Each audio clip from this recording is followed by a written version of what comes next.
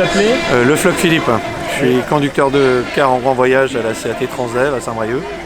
Je suis conducteur grand touriste, donc je fais du grand voyage. Et voilà. Vous avez une responsabilité syndicale? Alors je viens d'être élu au sein de mon entreprise et je suis vice-président du syndicat Transport Bretagne de la CFTC, de toute la région, donc qui réunit les 4 départements bretons. Alors hier on a eu une mobilisation notamment en Bretagne avec des actions à Vannes et à Brest, peut-être à d'autres endroits aussi, c'était des blocages ou des barrages filtrants. Vous étiez à Paris. Donc avenue de Clichy, donc devant le syndicat du patronat, donc pour revendiquer donc au niveau des conditions de travail, donc liées donc de près aussi à la réforme des retraites par rapport à la pénibilité, la reconnaissance de la pénibilité.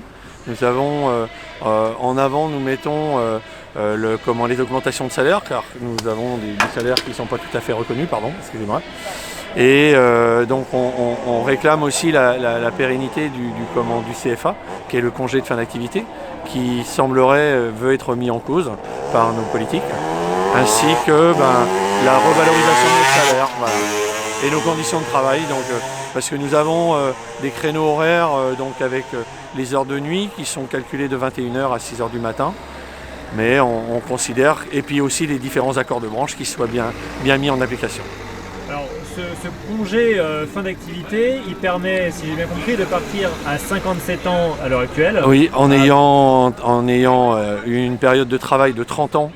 Donc à partir de 57 ans, 30 ans pour les voyageurs et 27 ans pour les marchandises. Voilà. Cette remise en cause, elle intervient dans le cadre de la réforme des retraites ou à côté à côté plutôt. Donc ça serait un peu la double peine si en plus il y avait...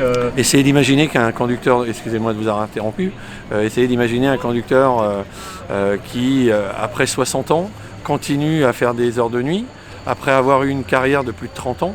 Vous imaginez bien que, avec des responsabilités, parce qu'en tant que conducteur de car, donc vous imaginez bien qu'on transporte des personnes. Mais au même titre aussi que dans la marchandise, ils ont des ensembles de poids lourds de plus de 40 tonnes et aux heures de nuit, donc vous imaginez la pénibilité du travail. Voilà. Donc, on en arrive à la réforme des retraites. Vous la sentez comment cette réforme et l'atmosphère qui se dégage autour là, parce que c'est une ambiance sociale. Nous on est contre l'âge pivot, donc et puis après nous on a les revendications par rapport à notre organisation syndicale, donc voilà.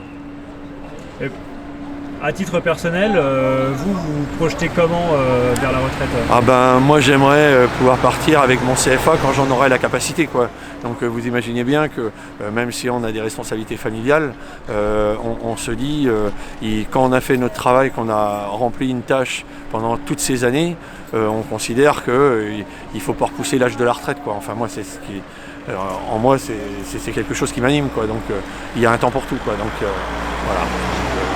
Tout ce que j'ai à dire. Autour des mobilisations peut-être en janvier et des négociations aussi. On retourne à la table des négociations à partir de janvier, donc pour tout ce que je viens de vous annoncer concernant donc le CFA, les accords de branche, des salaires bien plus à la hauteur que vous voyez bien quand vous considérez qu'on n'arrive même pas à 2000 € de salaire brut dans différentes activités. Et puis alors il y a une sacrée différence entre la marchandise et le voyageur.